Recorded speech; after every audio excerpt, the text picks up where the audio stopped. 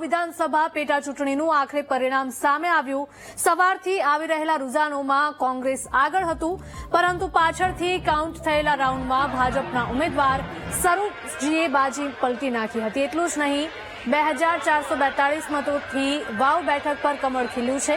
આશરે 7 વર્ષ બાદ ફરી એકવાર વાવ વિધાનસભા બેઠક પર ભાજપ જીત્યું। વાવ બેઠક પર 13 નવેમ્બરે મતદાન યોજાયું હતું, જેમાં 3,10,000 મતદારોએ પોતાના મતાધિકારનો ઉપયોગ કર્યો હતો। વાવની પેટા ચૂંટણીના જંગમાં ત્રિપાંખીયો મુકાબલો જામ્યો હતો, જેમાં ભાજપ, કોંગ્રેસ અને અપક્ષ વચ્ચે કાંટાની ટક્કર હતી। જોકે હવે પરિણામ બાદ સ્પષ્ટ છે કે વાવ પર ભાજપની જીત છે અને સાથે જ વિધાનસભામાં ભાજપનું બળ વધીને 162 થયું છે।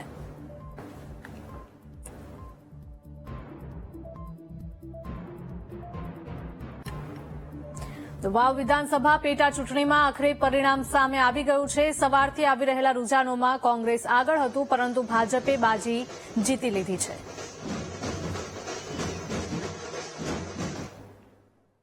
બનાસકાંઠાની વાવ વિધાનસભાની પેટા ચૂંટણીનું પરિણામ જાહેર થઈ ચૂક્યું છે, જેમાં ગુજરાતમાં કોંગ્રેસને સીધો મોટો ઝટકો લાગ્યો છે।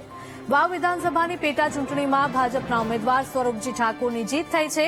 વાવ બેઠક ઉપર વિજેતા બનેલા ભાજપના ઉમેદવાર સ્વરૂપજી ઠાકોરે જીત બદલ તમામ સમાજનો આભાર માન્યો।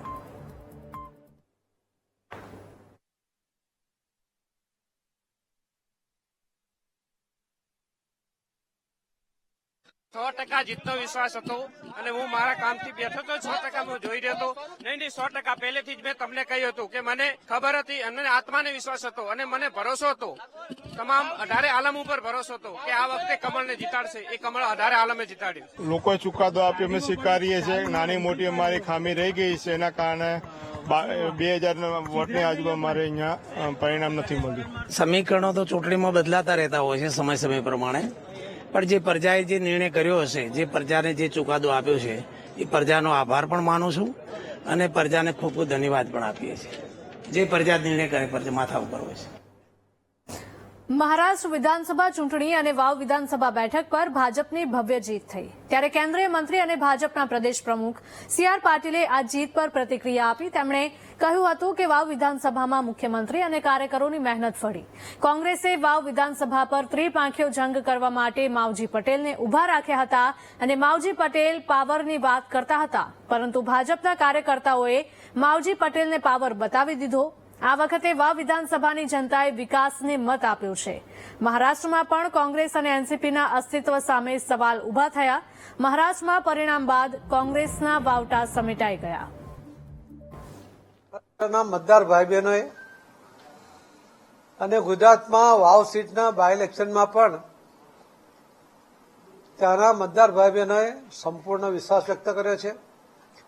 મોદી સાહેબનું નેતૃત્વ, શ્રી અમિતભાઈ શાહ સાહેબનું માર્ગદર્શન અને મહારાષ્ટ્રના સૌ આગેવાનો અને કાર્યકર્તાઓએ મહારાષ્ટ્રના મતદારોમાં જે વિશ્વાસ સંપાદન કર્યો, એનું પરિણામ મહારાષ્ટ્રમાં મળ્યું અને ગુજરાતમાં પણ ગુજરાતના મુખ્યમંત્રી શ્રી ભૂપેન્દ્રભાઈ પટેલ એમની આગેવાનીમાં થયેલા વિકાસના કામો અને ત્યાંના આગેવાનો અને કાર્યકર્તાઓ કરેલી જહેમત, એનું પરિણામ ગુજરાતમાં પણ મળ્યું।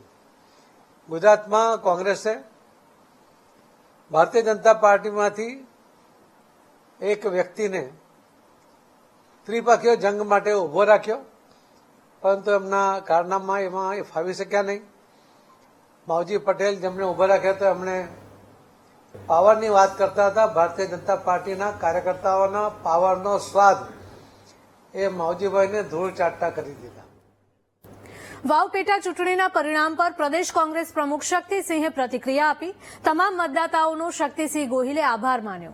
વાવ પેટા ચૂંટણીમાં જીત બદલ ભાજપના ઉમેદવાર સ્વરૂપજીને પાઠવ્યા અભિનંદન। હાર અને જીત લોકશાહીમાં થયા કરે તેવું તેમણે નિવેદન આપ્યું।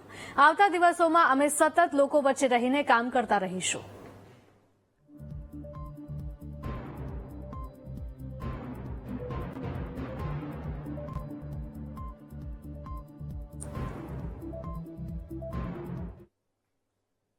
વાવ વિધાનસભાના તમામ મતદાતાઓએ પ્રેમ, આશીર્વાદ અને સહયોગ આપ્યો, એ સૌનો ખૂબ હૃદયપૂર્વક આભાર માનું છું।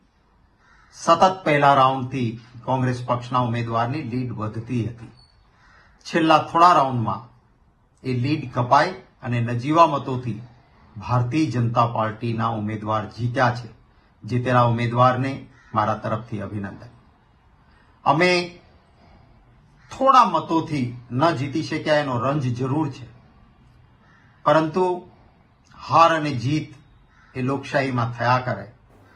હાર અને જીત કરતા કેવા પ્રકારે અને કેવા સિદ્ધાંત સાથે ચૂંટણી લડ્યા એનું મહત્વ.